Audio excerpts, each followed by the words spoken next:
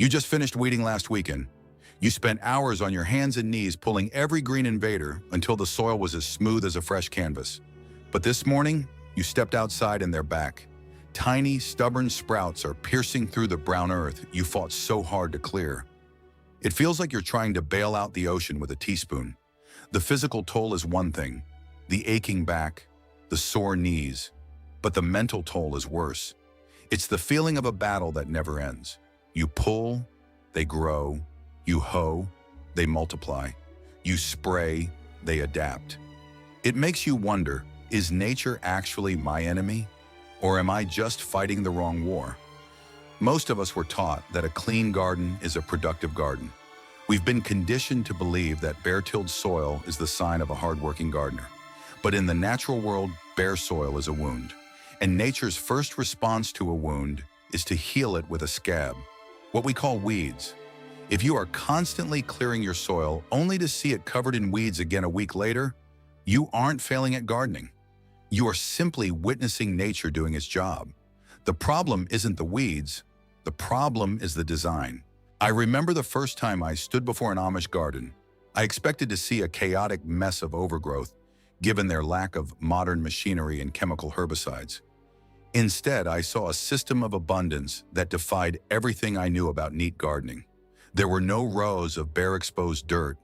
There was no one frantically hoeing between plants. The garden felt full. It looked protected. The plants were vibrant. The yields were massive. Yet the labor seemed quiet. I watched an elderly Amish man move through his beds. He wasn't fighting the earth. He was collaborating with it. He wasn't pulling weeds by the bucket load. If he saw a weed, he did something I didn't expect. He simply snipped it at the base and dropped it right where it stood. He didn't want a clean garden. He wanted a covered garden. He understood a principle that modern gardeners have largely forgotten. Nature abhors a vacuum. If you don't provide a cover for the soil, nature will provide its own. The Amish don't spend their lives weeding because they don't give weeds the opportunity to exist. They manage the environment so precisely that the very concept of a weed becomes obsolete. Below every square inch of your garden lies a seed bank. Millions of dormant seeds waiting for a signal. When you till or pull weeds, you are effectively withdrawing these seeds from the vault and putting them into circulation. The Amish understand that the soil is a historical record of every weed that has ever gone to seed on that land. Their goal is to keep that record buried. By not flipping the soil, they keep the majority of the seed bank frozen in the dark, deep layers of the earth where they can never germinate. Amish gardens are teeming with life that we often kill with our hoes.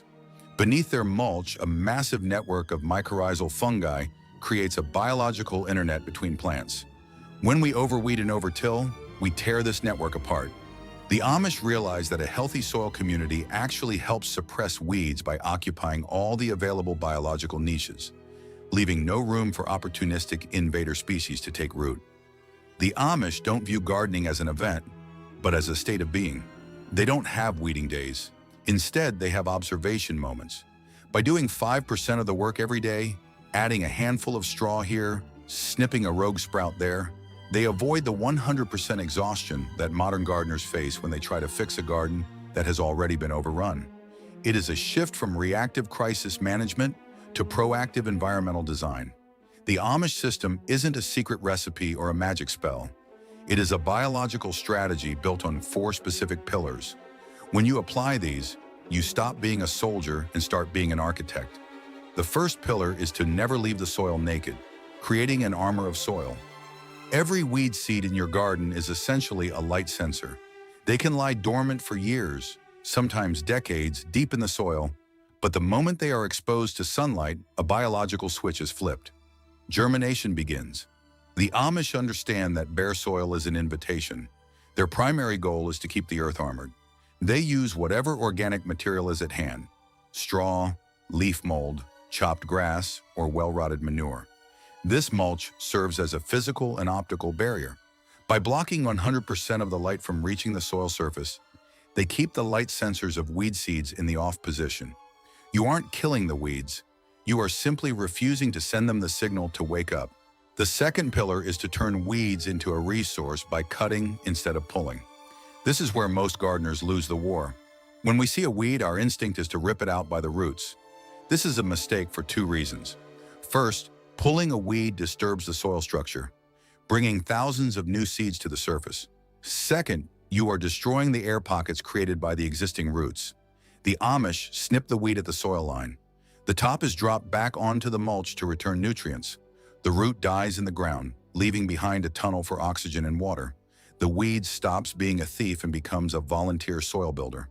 The third pillar involves an intensive living canopy, planting for shade. The Amish use an intensive planting strategy, spacing their crops so that as they reach maturity, their leaves touch. This creates a living canopy that intercepts the sunlight, using it for photosynthesis while simultaneously shading the ground below. When your crops dominate the light, weeds starve. Your vegetables become your best herbicide. The fourth pillar is a no-vacancy policy using living covers and rotation. If a bed isn't growing food, it's growing a cover crop like clover or vetch. These plants occupy the niche that weeds would otherwise fill. They fix nitrogen, protect the soil, and keep the biology of the earth active. Beyond blocking light, the Amish use mulch as a thermal regulator.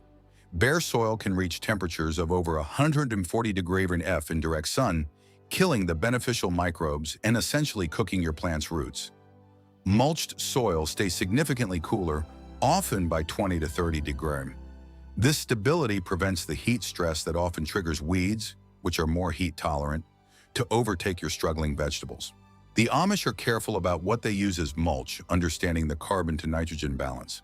They know that high carbon materials like straw or wood chips break down slowly, providing a long-term barrier.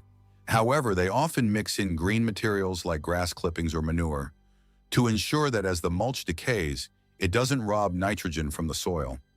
This balanced decomposition creates a nutrient-rich compost tea every time it rains, feeding the plants from the top down. Some Amish favorites like rye or certain types of clover possess allelopathic properties, nature's chemical warfare. This means they naturally release chemicals into the soil that inhibit the germination of other seeds, specifically weeds. By using these as cover crops, they aren't just occupying space, they are deploying a natural biological pre-emergent that keeps the beds clean for the next season's crops. The moment of clarity comes when you realize that every hour you spent weeding was actually a symptom of a design flaw. When you hoe the soil to make it neat, you are actually tilling a new crop of weeds into existence.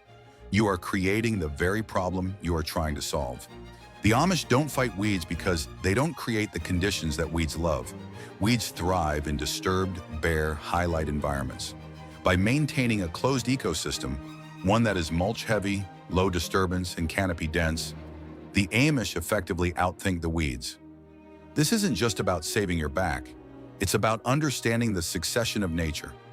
Nature wants to move from bare earth to forest. Weeds are just the first responders in that process. If you stop trying to keep the earth in a wounded state of bare dirt and instead move it toward a mature state of covered, rich soil, the first responders, the weeds, no longer have a job to do. The disturbance paradox shows that while we think tilling prepares the soil, it actually destroys the soil's natural architecture and collapses the pores that hold air and water.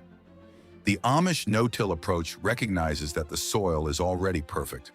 By not disturbing it, they allow the soil to develop its own natural resistance to weeds.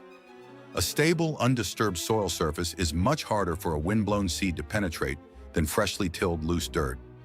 Furthermore, through succession management, the Amish analyze their weeds to see what their soil is asking for. Every weed has a specific purpose. Some have deep tap roots to break up hardpan, while others grow quickly to cover bare ground. If they see many dandelions, they know their soil is compacted, so they address aeration with organic matter rather than a plow. They address the cause of the weed, making the weed's job unnecessary. The final realization is designing for zero light entry. A weed-free garden is simply a garden where light cannot reach the dirt. The Amish design their beds like a puzzle, filling every gap. If there is a small hole in the canopy of their tomatoes, they might tuck in a few basil plants. By ensuring a 100% leaf-to-sun ratio, they capture all the solar energy for themselves, leaving nothing for the weeds to feed on. When I stopped weeding and started designing, the change was almost immediate. I stopped tilling and started hoarding straw and fallen leaves to cover every square inch of my beds. The first few weeks were a test of patience, but as the mulch settled, the silence of the garden became profound. The few weeds that did emerge were spindly and weak because they were starving for light. Because the soil under the mulch was kept moist and loose, I could pull those few weeds with 2 fingers. No tools required. A month later, the work had dropped by 90%. I wasn't more diligent, I was actually more lazy in terms of physical labor. But my results were better. My soil was darker, my plants were larger, and the moisture levels were perfectly stable. The garden was no longer a chore, it was a sanctuary. I realized that the Amish are masters of biological efficiency. Because the soil was covered, I only had to water about once a week instead of every day. Mulch prevents evaporation, keeping the water where the plants need it. This stability and moisture prevents the stress spikes that often make plants susceptible to disease. As the mulch broke down, I noticed an explosion in the earthworm population. These worms became my unpaid laborers, aerating the soil and leaving behind nutrient-rich castings. By providing the worms with a roof of mulch and a diet of decaying organic matter, I had essentially outsourced the hardest parts of gardening to the experts, the soil biology itself. The most surprising result was the quality of the vegetables.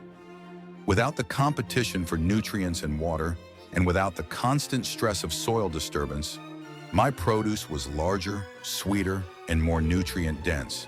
The Amish system creates a high-performance environment where the plant can put 100% of its energy into production rather than survival. This leads to biological compounding.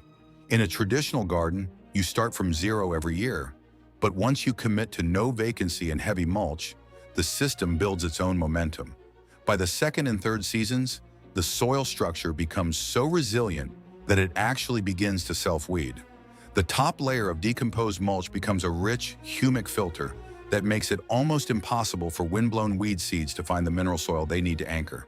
I noticed that even when a stray dandelion or thistle landed in my beds, its roots stayed shallow and weak within the loose organic matter, and I could pull them out with the same effort it takes to pick a flower. Furthermore, the nutrient density of the soil skyrocketed. Because I stopped pulling weeds and started cutting them, I was essentially mining minerals from the deep subsoil and depositing them on the surface for free. My plants no longer showed signs of nitrogen deficiency. Instead, they displayed a deep, waxy luster, a sign of a robust immune system. This health creates a virtuous cycle. Healthy plants grow larger canopies faster, providing better shade, which further suppresses weeds and reduces labor even more. You are managing a self-sustaining engine of fertility. Ultimately, the issue was never about the weeds, it was about the void. Nature is an opportunist. If you provide a void, nature will fill it with whatever is fastest and toughest. If you don't want weeds, you must fill that void yourself. Stop fighting the earth and stop treating the soil like something that needs to be conquered. The dirt isn't dirty, it's a living skin. When you protect that skin, the garden protects itself. Design your garden so that there is no room for the enemy, and you will find that there is no battle to fight. Follow the Amish lead, cover your soil, respect the roots, and let nature's abundance crowd out the struggle. How are you covering your soil this season? Share your mulch strategies in the comments below. Let's stop weeding and start growing. If this story changed the way you look at the weeds in your garden, please subscribe and like the channel. We are uncovering the history and wisdom that has been hidden for too long. Let's plant the seeds for a better future together. The next treasure of knowledge will be revealed soon.